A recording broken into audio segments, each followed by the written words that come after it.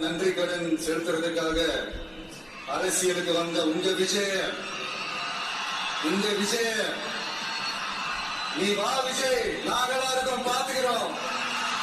விஜய் தம்பி நீ வா, நாங்க இருக்கோம். விஜய் தம்பி நீ வா, நாங்க இருக்கோம். ஆனா நீ வாடா, நாங்களா இருக்கோம். நண்பா நீ வா, நண்பா, நாங்களா இருக்கோம் சொல்லி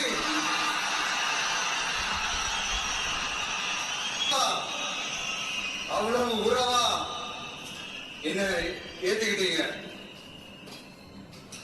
இந்த நேரத்தில் இதை நான் சொல்லணும். இந்த டிராவல்ல, இந்த ப்ராசஸ்ல எனக்கு எவ்வளவோ கஷ்டங்கள், எனக்கு எவ்வளவோ அந்த அவமானப்படுத்தினதெல்லாம் ஒரு பக்கம் இருந்தாலும், எனக்காக கூட நின்ன உங்களுக்கும் அதே மாதிரி கஷ்டங்கள், அதே மாதிரி அவமானங்கள் எடுத்துக்காம, அதையெல்லாம் நீங்க பொருட்டாவே எடுத்துக்காம, என்னோட வலிகளை, என்னோட வேதனைகளை உங்களோட நான் நினைச்சு என் கூடவே நின்று இன்னைக்கு சி ஜோசப் விஜய் எனும் நான்